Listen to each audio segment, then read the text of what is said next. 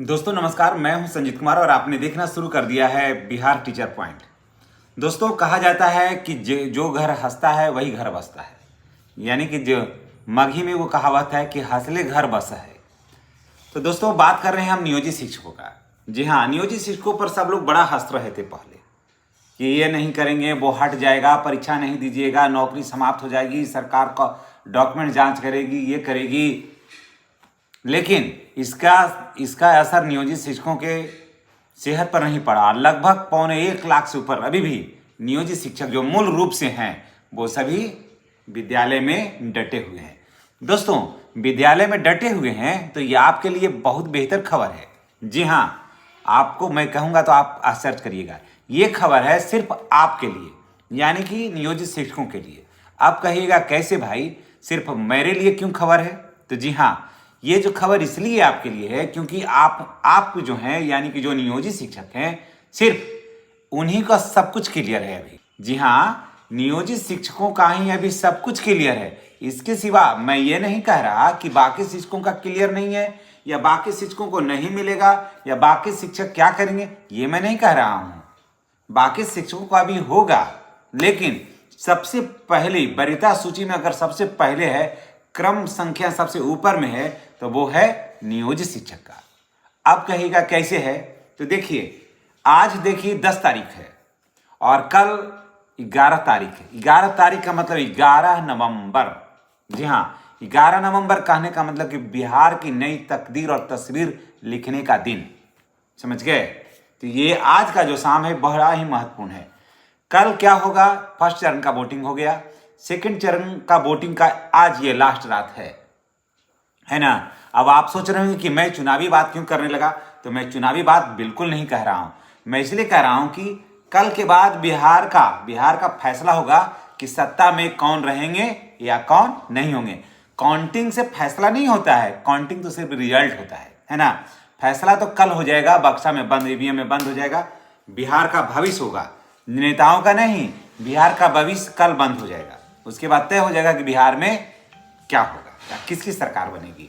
तो सरकार चाहे जिसकी भी हो, मैं कह रहा था कि सरकार चाहे जिसकी भी हो, नियोजित शिक्षकों को सबसे ज्यादा फायदा होगा। आप सोचिएगा कि क्या होगा, तो आपको 8वें वेतन का लाभ जो है वो होगा। और मैं आपको बता देता हूं कि पहले नियोजित शिक्षकों को 2.57 के रेशियो से, के रफ्तार से, के आधार पर मिला था। ठीक है, 2.57, आपको याद होगा। उसके बाद लेकिन अब, जी हाँ, लेकिन अब जो है आपको मिलेगा, यानी कि नियोजित शिक्षकों को मिलेगा 2.87 के हिसाब से। समझ गए? और आपका कितना वेतन होगा आप जोड़ लीजिए। तो दोस्तों मैं क्यों कह रहा कि सिर्फ आपके लिए, इसलिए कि अभी देखिए सरकार का क्लियर अभी नहीं है कि आप जो होंगे, जो शिक्षक रहेंगे, उनको क्या करेगा, उनको सेवा निरंतरता ऐड करेगा या नहीं करेगा, वेतन संरक्षण दिया है तो इसको ऐड करेगा या नहीं करेगा।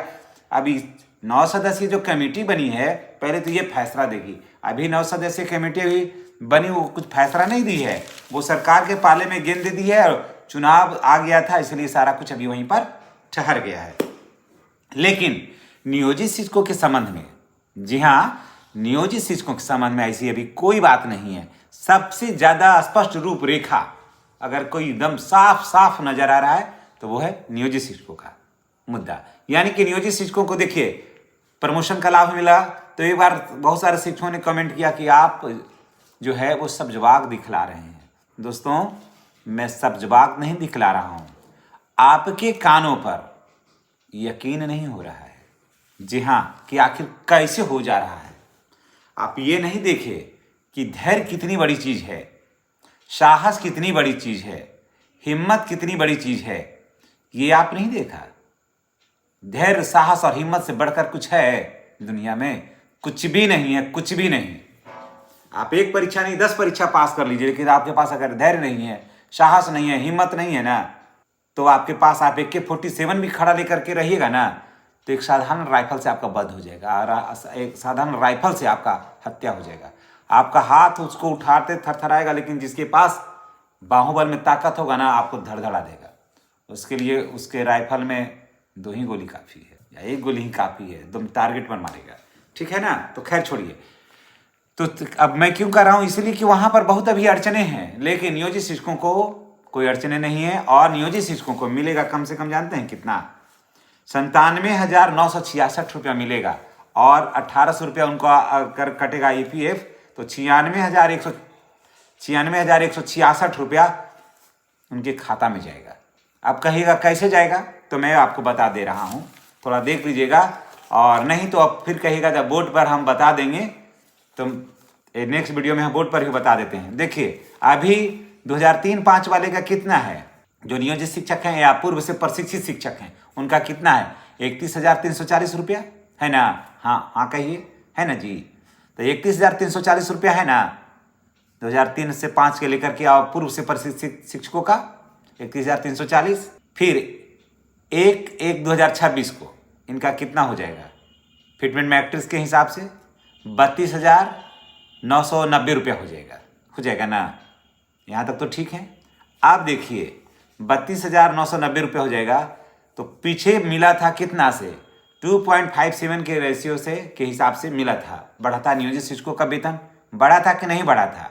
हाँ या नहीं बोलिए, बढ़ा था ना? ठीक है, बढ़ा था, माने ना आप? तो अबरी उतना ही बढ़ेगा, 2.57। मिनिमम बढ़ेगा तो 2.86 बढ़ेगा, कम से कम बढ़ेगा, जी हाँ कम से कम भी बढ़ेगा तो 2.86 बढ़ेगा। इसीलिए आप सोचिएगा कि माननीय मुख्यमंत्री नीतीश कुमार ने सबकी बात किया, शिक्षकों की बात क्यों नहीं किया?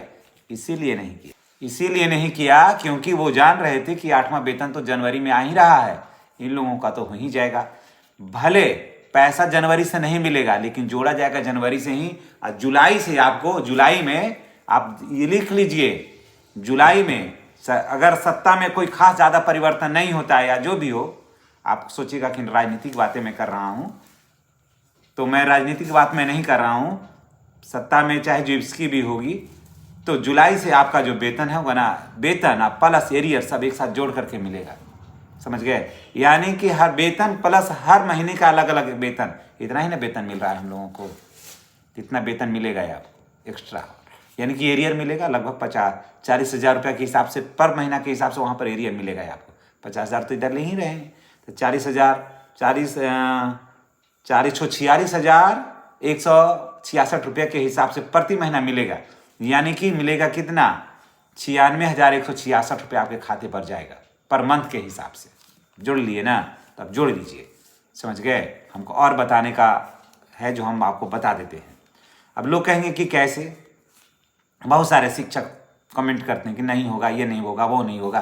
तो नहीं करने कमेंट है तो आप करते रहिए, लेकिन जो सच्चाई है उसको तो कहना पड़ेगा। हाँ, विशेष शिक्षकों के मामले में भी आएगा तो जरूर बताएंगे, लेकिन अभी आया है नियोजित शिक्षकों के मामले में। देखिए तो 2.86 है ना, तो होगा 92,339 रुपया होगा। कैलकुलेट कर लीजिए, अपना मूल वेतन से 2.86 को गुना करके देख लीजिए, 92,339 रुपया होगा। ठीक है, DA खत्म, जीरो कर लीजिए। HR इसका निकालिएगा तो देखिए HR 4,617 रुपया होगा, और मेडिकल 1,000 रुपया मिलता है तो 97,966 रुपया होगा। और उसमें से आपको 97,966 रुपया होगा, उसमें से 1,800 रुपया आपको कम कर लीजिए EPF में, तो वो आपको मिलेगा 96,166 रुपया, है ना? 8वें वेतन का जब होगा घोषणा, तब घोषणा तो हो ही गया है 1 जनवरी 2026 से। तो है ना आपके लिए गुड न्यूज। आपने जो धैर्य दिया, जो साहस दिखलाया, जो हिम्मत दिखलाया, उसी का परिणाम है। इसीलिए सारे कहानियों किताबियों में सारे शिक्षक पढ़ाते हैं हिम्मत का, धैर्य का, साहस का, लेकिन स्वयं हिम्मत हार जाते हैं। तो हिम्मत मत हारिए। देखिए कितना बड़ा परीक्षा है, और सारे लोग मजाक उड़ा रहे थे नियोजित शिक्षकों का। आज देखिए नियोजित शिक्षक को सब कुछ मिल रहा है, घर बैठे, ज़्यादा परेशानी का जरूरत नहीं है। लेकिन जो नियोजित शिक्षक हैं उन्हें घबराने की जरूरत नहीं है। और मैं ये नहीं कहिए सोचिएगा कि मैं कहूँगा कि सक्षमता दीजिए कि नहीं दीजिए, ये कहने के लिए मुझे पास नहीं है। मैं ये सब नहीं कहता कि देना है कि नहीं देना, दीजिएगा तो दीजिएगा, नहीं देना तो नहीं दीजिएगा। नहीं भी दीजिएगा तो भी आपको कोई दिक्कत नहीं है, दे दीजिएगा तो भी दिक्कत नहीं है, लेकिन नहीं भी दीजिएगा तो इतना पैसा आपको मिलेगा। अंतर कहीं कहाँ पर हो जाएगा ना, अंतर हो जाएगा आपको NPS में। अगर NPS होने लगे तो फिर कोई मजा ही मजा है। लेकिन अब देखिए तो बात की बात है, लेकिन प्रमोशन आपको हो रहा है, ठीक है। उसके बाद ट्रांसफर आपका हो ही रहा है, इच्छिक स्थानांतरण अगर चाहते हैं तब, नहीं चाहते तो जोर जबरदस्ती नहीं है। नहीं चाहिएगा तो अपने पंचायत में ही रहिएगा, वहाँ किसी का बस नहीं चलेगा, क्योंकि वो स्थानीय निकाय के शिक्षक हैं, वहाँ किसी का बस नहीं चलेगा। ऐसा नहीं कि कोई सरकार आएगा तो आपको नियमावली चेंज करके हटा देगा, ऐसा नहीं होगा। आप कोर्ट चले जाइएगा, सब सरेंडर कर जाएगा। इसलिए आपको 96,166 रुपये आपको 1 जनवरी 2026 से आपको होगा दोस्तों। तो चलिए, इतनी बेहतरीन खबर के लिए भाई आपका दायित्व बनता है चैनल को सब्सक्राइब करने का। चैनल सब्सक्राइब करते नहीं है, वीडियो देखते हैं, घसक जाते हैं। वीडियो बनाने में मेहनत न लगता है, तो वीडियो देखिए और चैनल को सब्सक्राइब करिए। और अपने तरफ से तमाम भाई बहनों से मेरी गुजारिश है, आप में मेरा जान बसता है।